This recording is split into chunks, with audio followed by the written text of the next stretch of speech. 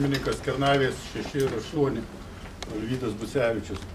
Kadangi susidūriau su tokiais praktiniais dalykais, kad reiškia džiaugtis pasitvirtinus investicinį projektą, tai iš tikrųjų dar labai maža galimybė, kad tu galėsi įgyvendinti.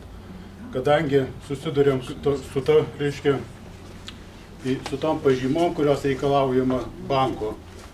Visi tiekėjai be problemų išduoda pažymas, kažkodėl su nieko nėra jokios problemos, su visais tiekėjais, su kuriais turim sutartis. O su Litesko, jeigu numatyta tavo investiciniam projekte atsinaujinantys, reiškia, šaltiniai, kuriais apsirūpinsi pats, automatiškai galimybės gauti tą tinkamą gerą pažymą neįmanoma.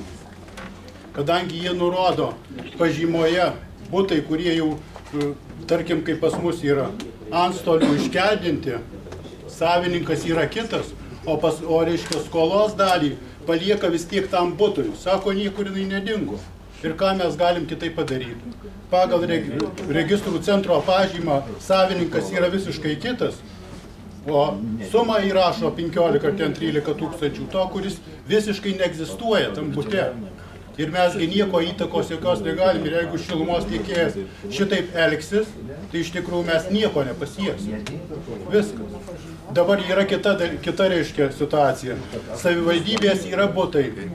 Savivaldybės butai tam name pasirašo sutartis su nuomininkais Litesko šilumos tiekėjas, su nuomininkais, ne su savivaldybė pačia pasirašomi.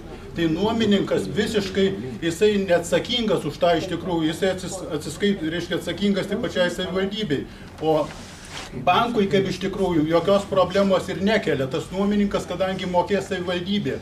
O šiluminininkas atkreipia dėmesį į tą įsiskolinusį butą nuomininko. Ir va tokias iškyla situacija. Ir dabar vėl prašymą teikiam kitą, nežinau kokia bus situacija, ką mes gausim atgal, nes jie, reiškia, prisidengia duomenų apsaugos įstatymų ir neduoda tikrų žinių, kokios, reiškia, turėtų būti tikros pagal registrų centro pažymą, o ne iškraipytos. Tai dabar dar rezultato mes neturim. Ačiū.